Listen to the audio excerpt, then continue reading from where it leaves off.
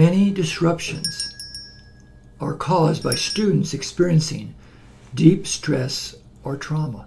Teacher alert. Complete this video to get your free Transforming Student Behavior Planner. This insight came to me through my own personal trauma that happened in my early 30s. My wife at 28, who birthed our child, had a serious postpartum psychosis, which eventually led to her suicide 2 years later. Both my daughter and I grieved for some time in our own way.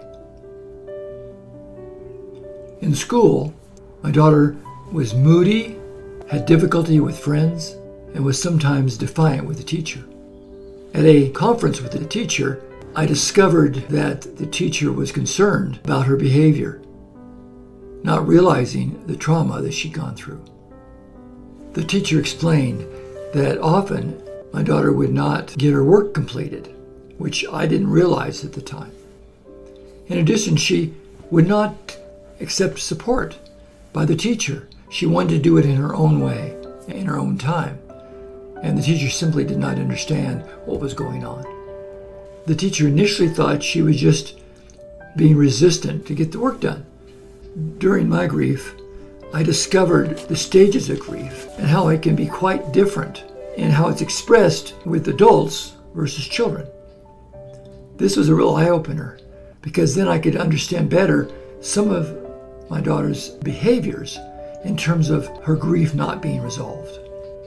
I found that many teachers did not realize how grief was expressed by a child, and that often it can be quite different from adults.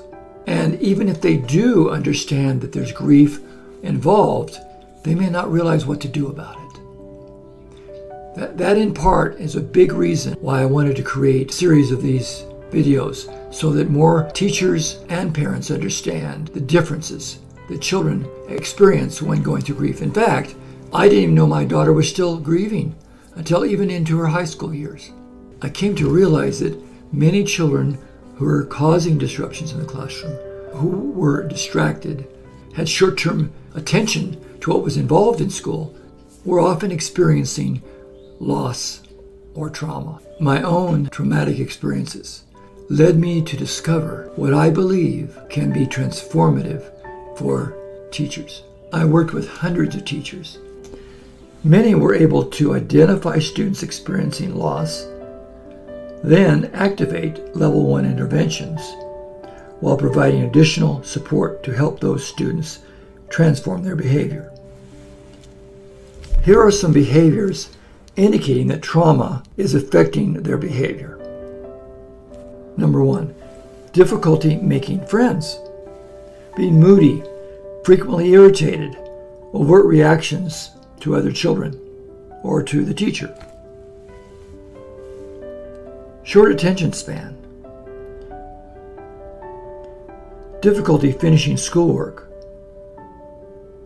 frequent conflict with other students, very quiet, infrequent communications, highly distractible.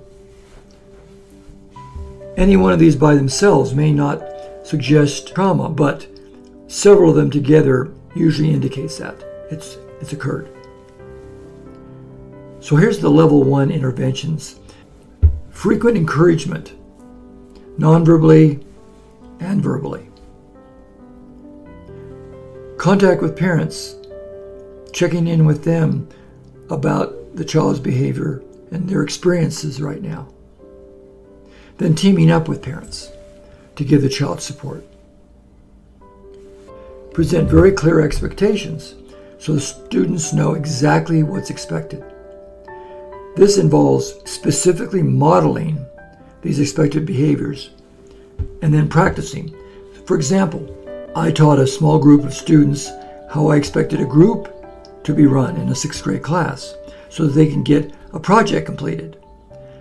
Through that process, after teaching them, then I had them model in front of the other students how to work in a group, what part each person plays in the group, and how they can be a good team together. This process of modeling helps the students know exactly what's expected. And the practice helps them helps reinforce their working in group together. An individual conference to assess child's perception of school. This involves strength-based work with that child, finding their strengths through their tests, through watching how they react to, for example, math, reading, etc. And then building on those strengths, and then eventually bridging from the strength to the areas that they need help with, kind of in a reinforcement system. Then have a buddy activity where an older responsible child works with that child in some subject area. This can work two ways. The older child could also have some problems, and then they become a mentor, a positive influence on the younger child who's maybe going through issues. I use this buddy system frequently while working in schools, and it was amazing how much that helped the child to feel that they weren't alone.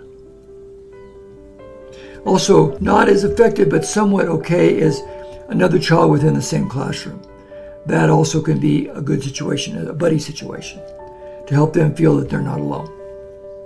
Families going through grief often do their best to try to deal with going to work, have time for their children, and deal with their own grief at the same time. It's quite overwhelming, and for me it was a very tough time in my life. One of the most helpful things I learned about was the stages of grief, not only for me as an adult, but my child as well. And it was a process that took several years to understand. Teachers, to download your free student behavior planner, click on the link below in the comment section. Have a great day.